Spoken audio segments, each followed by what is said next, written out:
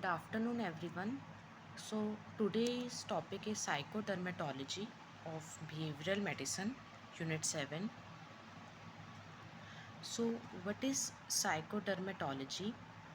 Psychodermatology is the subspecialty of dermatology concerned with correlations between the skin and the psyche, or alternatively, it is the branch of dermatology having the same scope of interest as psychiatry, or to put it in a different way, concerned with the phenomena situated on the frontier of dermatology and psychiatry. तो साइकोडर्मेटोलॉजी क्या है? ये dermatology की ही एक सब speciality है। Dermatology जो होते हैं, डर्मेटोलॉजिस्ट होते हैं जो स्किन डिजीज़ का इलाज करते हैं, तो ये एक डर्मेटोलॉजी की ही कई स्पेशलिटीज़ होती है, उसकी एक सब स्पेशलिटी है जो किस चीज़ से कंसर्न्ड है कि स्किन और साइक के बीच में क्या कोरिलेशन है, कि स्किन और साइकोलॉजी के बीच में क्या कोरिलेशन है। और ऑल्टरनेटिवली, या इसको दूसरे तरीके से ऐसे भी कह सकते हैं कि ये एक डर्मेटोलॉजी की ब्रांच है जिसका सेम स्कोप है जो साइकाइट्री का होता है, या अगर इसको डिफरेंट वे में कहे तो साइकोडर्मेटोलॉजी एक फिनोमिना के साथ कंसर्न्ड है जो डर्मेटोलॉजी और साइकाइट्री के फ्रंटियर पे सिचुएटेड है। मतलब ये डर्मेटोलॉजी और साइकाइट्री से मिलकर बना है साइकोडर्मेटोलॉजी।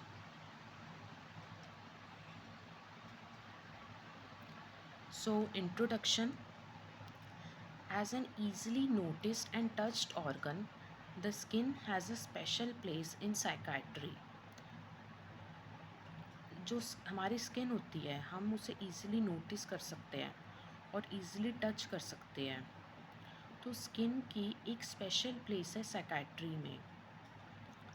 With its responsiveness to emotional stimuli and the ability to express emotions such as anger, fear, shame, frustration, and by providing self-image and self-esteem, the skin plays an important role in the socialization process which continues from childhood to adulthood.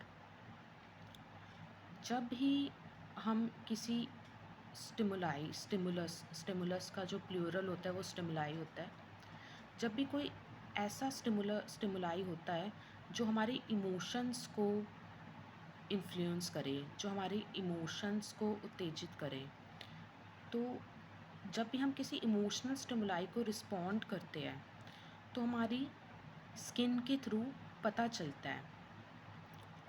हमारी skin में ability होती है कि वो emotions express कर पाए। जब किसी को गुस्सा आता है तो स्किन लाल हो जाती है, डर लगता है तब भी स्किन लाल हो जाती है, शेम और फ्रस्ट्रेशन में भी। तो ये स्किन से इमोशंस भी एक्सप्रेस होती है। और एक पर्सन की स्किन कैसी है और उससे उसकी सेल्फ एस्टीम भी इफ़ेक्टेड हो सकती है, उसकी सेल्फ इमेज भी इफ़ेक्टेड हो सकती है। हो सकता है कि एक एडोलेसेंट के पिंपल्स की वजह से उसकी सेल्फ एस्टीम लो हो।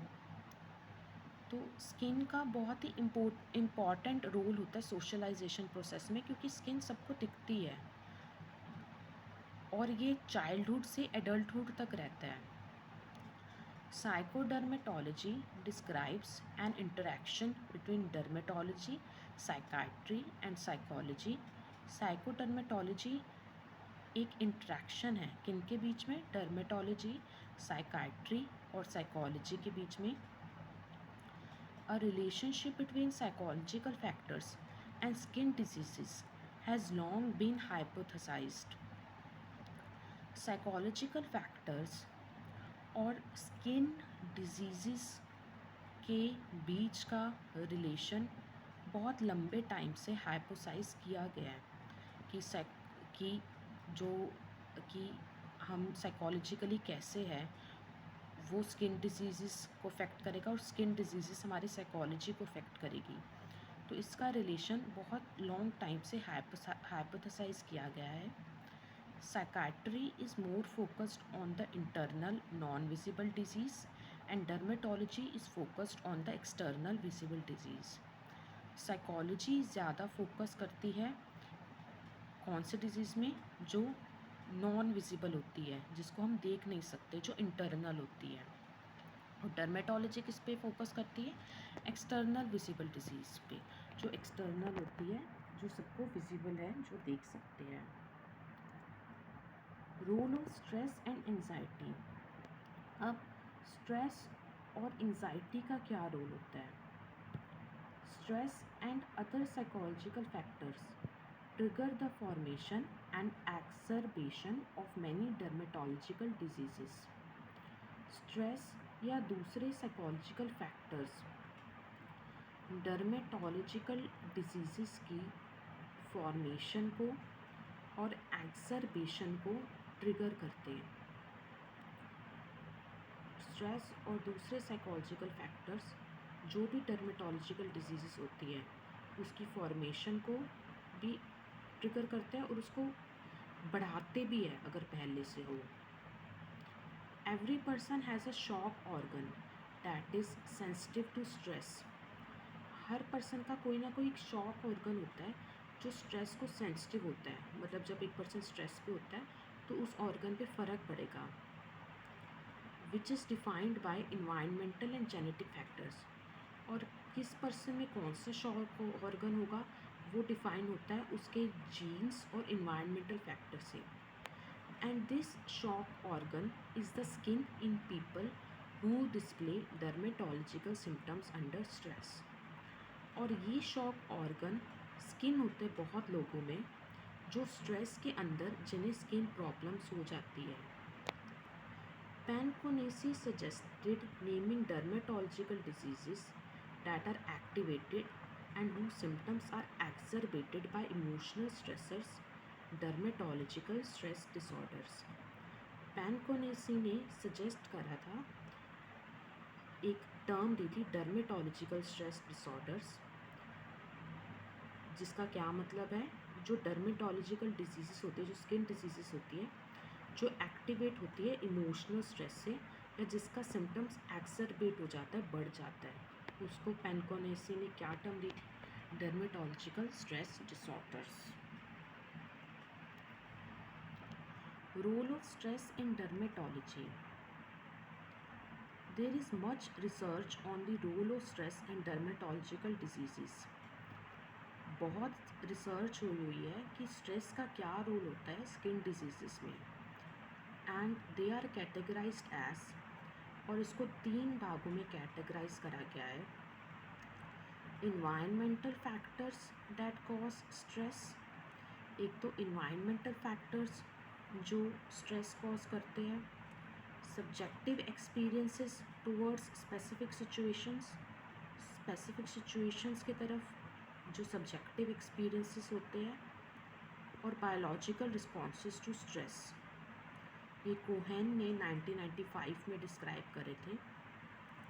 Studies define stress along 3 general categories. Studies जो है वो स्ट्रेस को 3 जनरल कैटेगरीज में डिफ़ाइन करती है। एक तो मेजर स्ट्रेसफुल लाइफ इवेंट्स, कोई मेजर स्ट्रेसफुल लाइफ इवेंट्स हो जाए, जैसे किसी की जॉब बदल गई, कोई इलनेस हो गई, कोई फाइनेंशियल प्रॉब्लम आ गई, या साइकोलॉजी और पर्सनालिटी डिफ़िकल्टीज आ गई, या लैक ऑफ सोशल सपोर्ट है।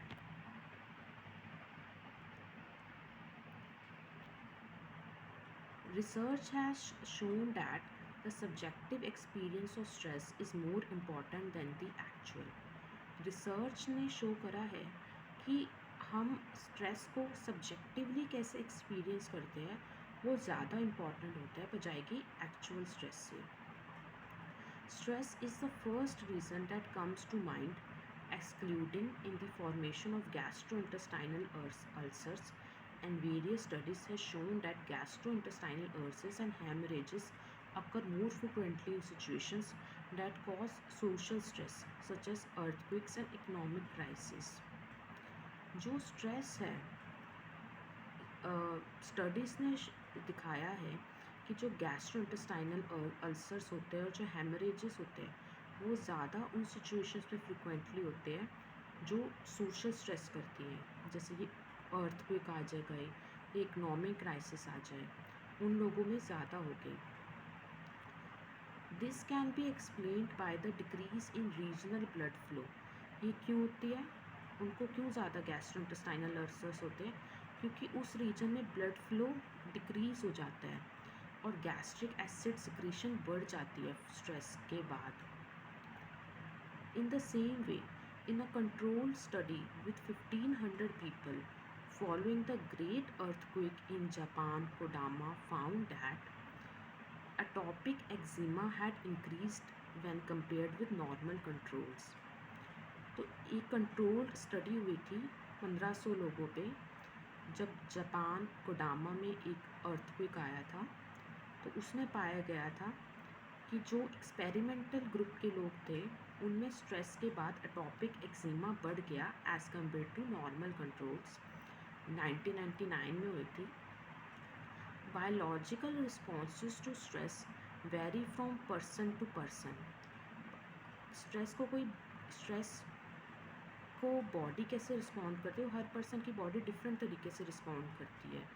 Vasoactive peptides, lymphocytes and chemical mediators are secreted after stress.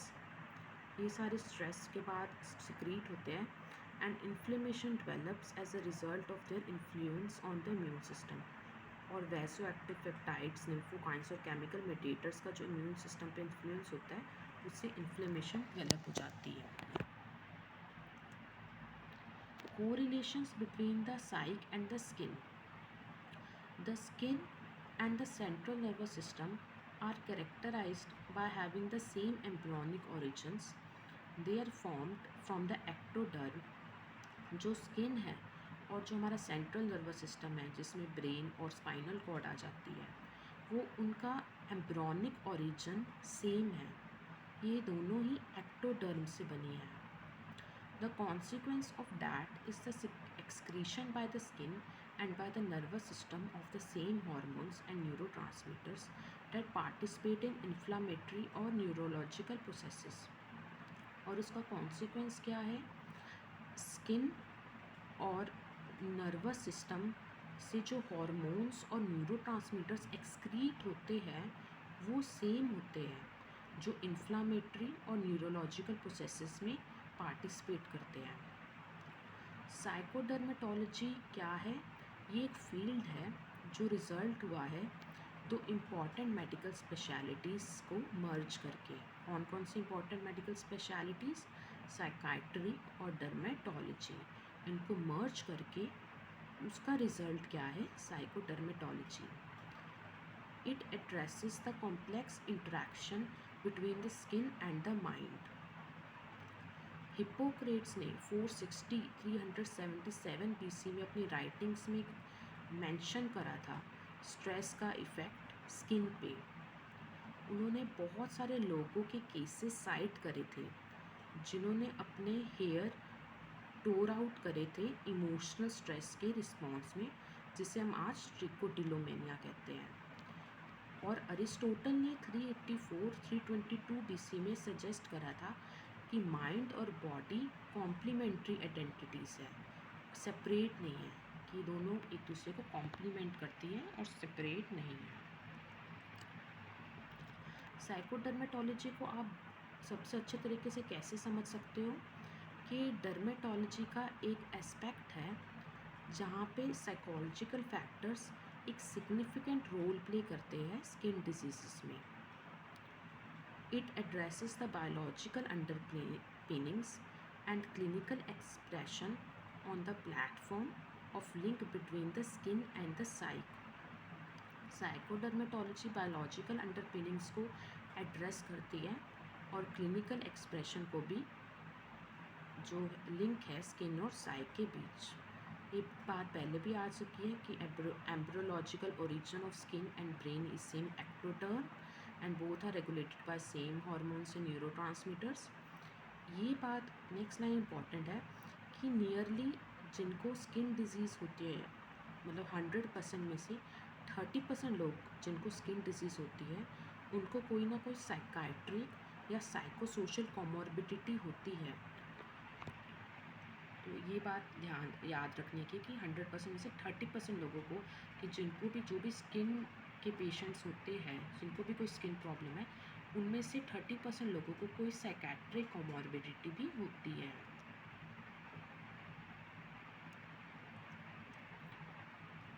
Psychiatric issues complicate morbidity of dermatosis. Psychiatric issues क्या करते हैं कि अगर किसी को पहले से ही स्किन डिजीज़ हो और उसके बाद उसे कोई साइकाट्रिक इशू हो जाए तो वो उस स्किन डिजीज़ को और डिटेरियोरेट कर देते हैं। कैसे? एक पर्सन की फिज़िकल, सोशल, इमोशनल और ऑक्यूपेशनल डोमेन्स को अफेक्ट करके, जिससे डिसेबिलिटी होती है, पर्सन ट्रीटमेंट को एडियर नहीं कर पाता और प्रोग्नोसिस की हिंड्रेंस होती है।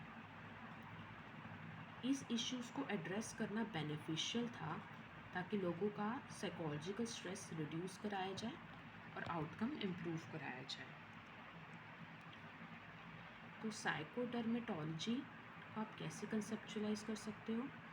ये साइकाइट्री और डर्मेटोलॉजी की मर्ज है, जो डर्मेटोलॉजिकल डिजीज़ यानी कि स्किन डिजीज़ की एक्सरबेशन या क्रॉनिसिटी में साइकोसोशल स्ट्रेस का क्या रोल है उसको एड्रेस करती है। ये एक मेडिसिन की ब्रांच है साइकोडर्मेटोलॉजी, जो स्किन में जो भी फिजियोलॉजिकल चेंजेस हो रहे हैं उसको एड्रेस करती है, जिसमें साइकोसोशल फैक्टर्स रोल प्ले करते हैं उन फिजियोलॉजिकल चेंजेस में, उनकी इडियोपैथोजेनेसिस, प्रोग्रेशन और एक्सरबेशन, ट्रीटमेंट और प्रोग्नोसिस में। फर्दर ये सारे स्किन डिजीज़ को भी एड्रेस करते हैं, जिसमें साइकोलॉजिकल डिसऑर्डर्स को एज अ कॉमॉर्बिडिटी देखा जाता है, चाहे एज अ प्राइमरी कंडीशन देखा जाए, चाहे एज अ सेकेंडरी कंडीशन देखा जाए डर्मेटोसिस या ट्रीटमेंट की वजह से। और इन सबको, इनके लिए proper assessment, comprehensive psychocutaneous approach of assessment and intervention, proper assessment और इंटरवेंशन चाहिए जिसमें साइकोकटेनियस अप्रोच फॉलो हो। साइकोन्यूरोइम्यूनोलॉजी। साइकोन्यूरोइम्यूनोलॉजी PNI एक साइंस का ही एरिया है जो स्टडी करता है हमारे माइंड, नर्वस सिस्टम और इम्यून सिस्टम के बीच में क्या कनेक्शन है, कि कैसे हमारे थॉट्स, इमोशंस और हमें कितना स्ट्रेस है वो हमारे फिज़िकल हेल्थ को अफेक्ट करते हैं। जब हमारी बॉडी कोई स्ट्रेसफुल इवेंट एक्सपीरियंस करती है तो बॉडी कुछ हार्मोन्स रिलीज़ करती है जो हमारे इम्यून सिस्टम को इन्फ्लुएंस करती है। तो जो बॉडी कुछ हार्मोन्स रिलीज़ करती है वो या तो हमारी बॉडी को हेल्प करेगी कि वो अपने आप को डिफेंड कर पाए, या कुछ डिजीज़ में वो हमारी बॉडी को इलनेस से वल्नरेबल भी कर सकती है। तो जो साइको न्यूरो इम्यूनोलॉजी है ये एक्सप्लोर करती है कि कैसे इमोशनल स्टेट्स जैसे कि एंजाइटी, हैप्पीनेस, सैडनेस चेंज कर सकती है, कि हमारी बॉडी कैसे इन्फेक्शंस को फाइट करेगी और वुंड्स को हील करेगी। The role of skin in psycho neuro immunology. Skin एक इम्पॉर्टेंट पार्ट है इम्यून सिस्टम का। Skin as a protective barrier act करता है कि वो हार्मफुल सब्सटेंसेस को बाहर रखता है और इन्फेक्शंस को प्रिवेंट करता है।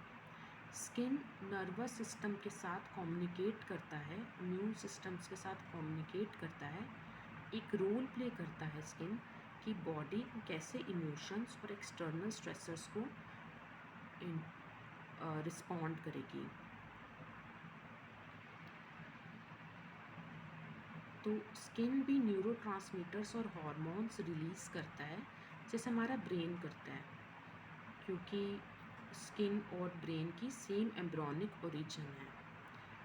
दोनों ही एक्टोडर्म से डेवलप हुई है अर्ली फीटल डेवलपमेंट के दौरान। तो इस शेयर्ड ओरिजिन की वजह से स्किन को हम एक्सटर्नल नर्वस सिस्टम या एक्सटर्नल ब्रेन भी कहते हैं। तो स्किन न्यूरोट्रांसमीटर्स और हार्मोन्स ब्रेन जैसे ही रिलीज़ करता है। इसका मतलब है कि जब हमें स्ट्रेस होता है या हम एंग्शियस फील करते हैं तो स्किन उन इमोशंस को रिफ्लेक्ट कर सकता है चेंजेस के थ्रू। जैसे कि जब हमें स्ट्रेस होता है तो रैशेस हो जाते हैं, फ्लेयर अप्स हो जाते हैं। तो डिजीज़ को क्लासिफाई करा जा सकता है एक तो साइकोफिजियोलॉजिकल डिसऑर्डर्स में, जिसमें acne, atopic dermatitis, psoriasis, psychogenic purpura, seborrhoeic dermatitis, और प्राइमिक साइकेट्रिक डिसऑर्डर्स में, जिसमें trichotillomania, delusions of parasitosis, factitial dermatitis, dysmorphophobia और ब्रोहाइड्रोसोफोबिया आ जाता है। तो पहले हम पढ़ते हैं साइकोफिजियोलॉजिकल साइकोसोमैटिक डिसऑर्डर्स। ये सेकेंडरी साइकेट्रिक डिसऑर्डर्स होते हैं जिसमें alopecia areata, psoriasis, vitiligo, cystic acne और हेमेंजियोमा आ जाते हैं। असेसमेंट्स इन साइकोडर्मेटोलॉजी। तो हम ये पहले पढ़ चुके कि साइकोडर्मेटोलॉजी स्टडी करती है कि कैसे साइकोलॉजिकल फैक्टर्स स्किन कंडीशंस को अफेक्ट करते हैं और कैसे स्किन कंडीशन साइकोलॉजी को अफेक्ट करती है। बहुत केसेस में स्किन डिजीज़ क्लोजली लिंक्ड है मेंटल हेल्थ इश्यूज़ के साथ, जैसे कि एंग्जाइटी, डिप्रेशन, ट्रॉमा। भी हम पहले पढ़ चुके हैं कि अराउंड 30% लोगों को जिन्हें कोई स्किन कंडीशन है उन्हें किसी फॉर्म का साइकोलॉजिकल या साइकाट्रिक डिसऑर्डर हो सकता है। देयरफॉर साइकोलॉजिकल फैक्टर्स को असेस करना क्रिटिकल है प्रॉपर ट्रीटमेंट के लिए। असेसमेंट मैटर क्यों करती है? स्किन कंडीशंस जैसे कि psoriasis, eczema, acne emotional distress कर सकती है, जिससे एक साइकिल लीड हो जाता है जहाँ पे स्ट्रेस स्किन कंडीशन को वर्सन कर सकती है।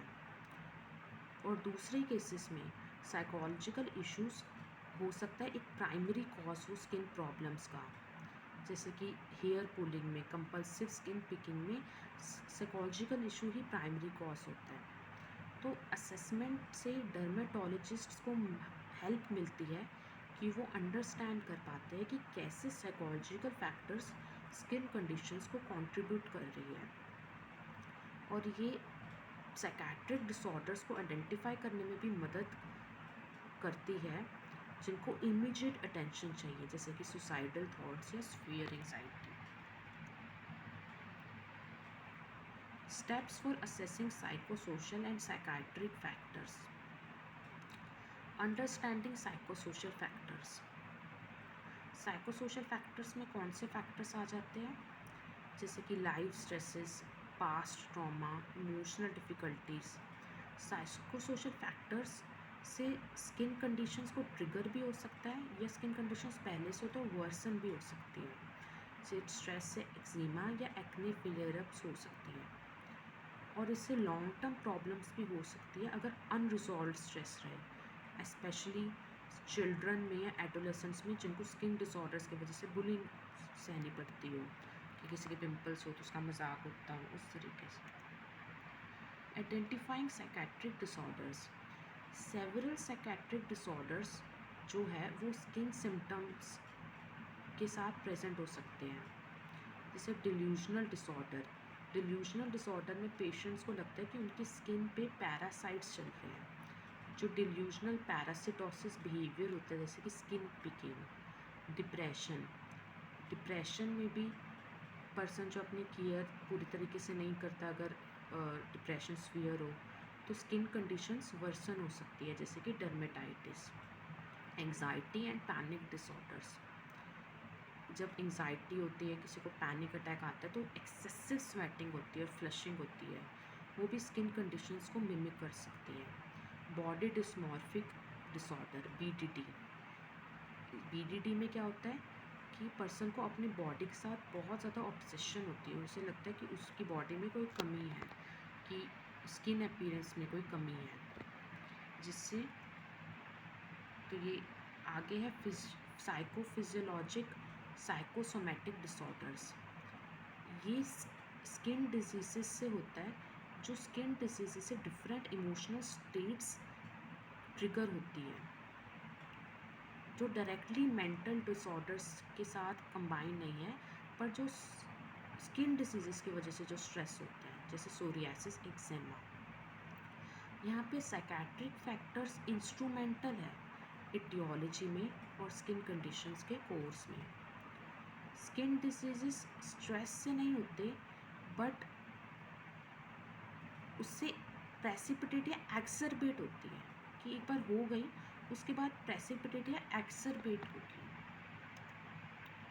जैसे हम पढ़ेंगे एटॉपिक डर्मेटाइटिस, तो जो एटॉपिक डर्मेटाइटिस का ऑनसेट या एक्सरबेशन होती है वो ऑफन स्ट्रेसफुल लाइफ इवेंट के बाद होती है।